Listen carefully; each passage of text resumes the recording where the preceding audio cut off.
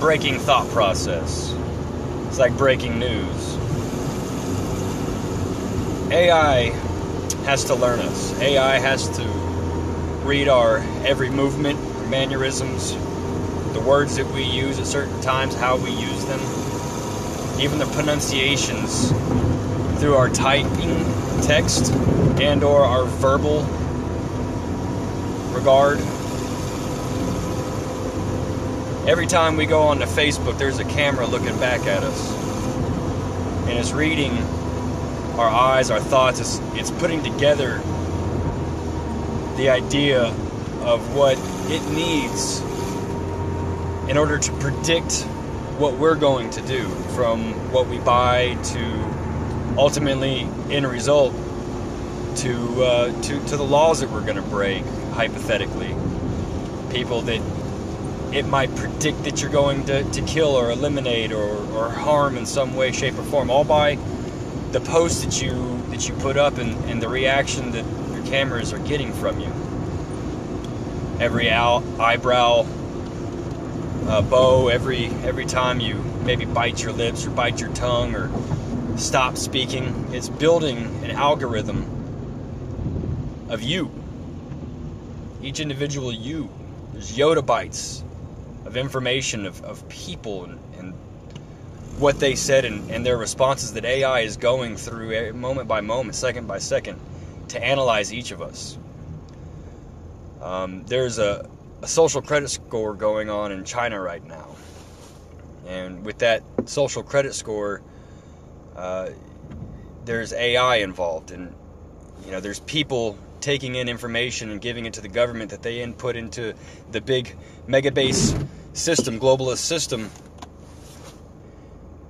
And they're watching. It's the biggest globalist government in existence in the world, pushing for a one world agenda, pushing for a one world currency, one world religion.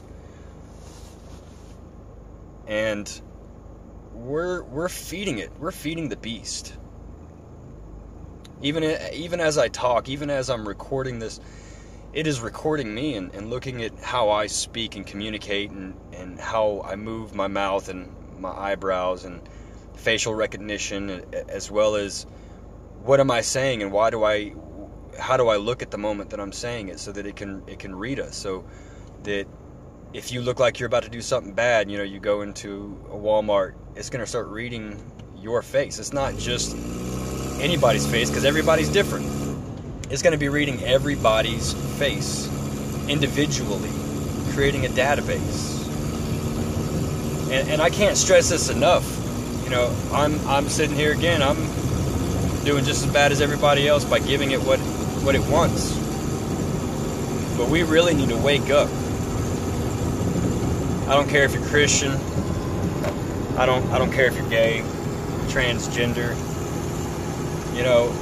It doesn't affect my life, whoever you are, but what does affect my life is the hold that the government has on us, the hold that the corporations have on us, social media corporations, the hold that they're creating, that we're feeding, that we're giving all the information that is necessary in order to build this great database of AI, that when you walk into a store, it knows who you are.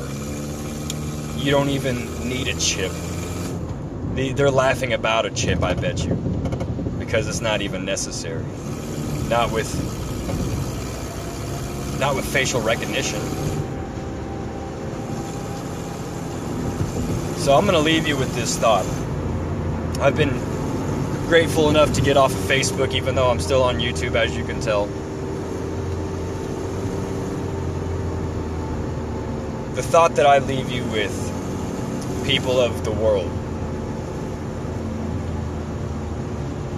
Let's understand that the world's being driven in a communistic, socialistic manner to be gifted up to look like something greater than what it really is. Because what it really is less than a bucket of crap.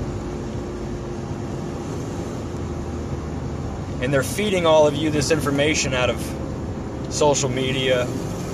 They have you hooked through the flickering of the lights. It's all been proven.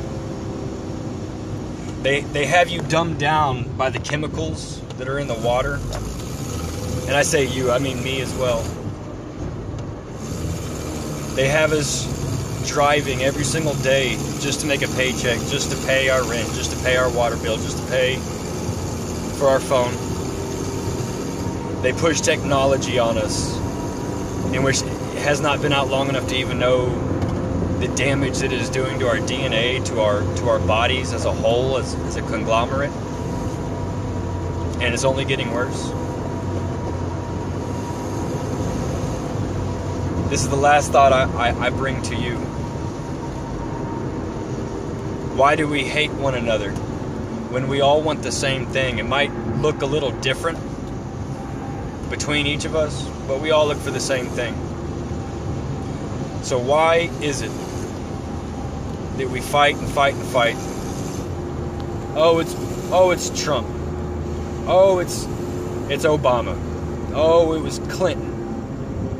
At this point, I don't care if it's the left, it's the right, white, black, purple.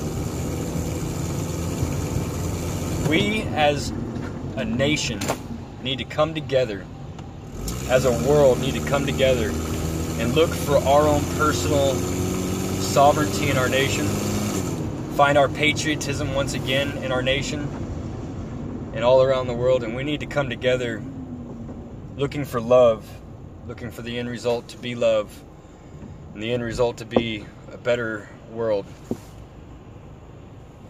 We need to identify the problem people, and even if we don't take them out, we need to identify them to stop them.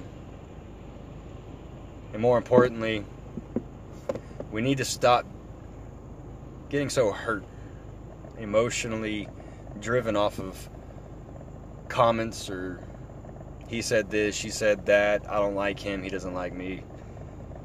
Boo-hoo. We're adults, most of us that are watching this, I would hope. We need to step up to the plate as adults.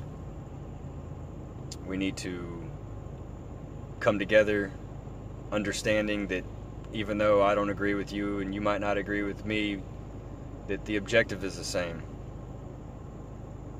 Love, peace, sovereignty, freedom. When we can come to this conclusion and we can understand that is the direction in which we need to take, that will create a better world regardless of who's sitting in the White House or who's running the UN. When we come to realize that, that's when we can truly, truly, truly see a better world. When we stop worrying about who worships who, who's fucking who. Honestly, I don't give a shit. Let me do me. You do you. Anything in between? Nothing but love. Nothing but love. And as Bob Marley, the great Bob Marley once said, if the people who do evil in this world don't take a day off, why should I? Well, if we all thought this way, maybe the world would be a better place. Maybe the world would not be what it is. Either way. Love, joy, peace to all of you.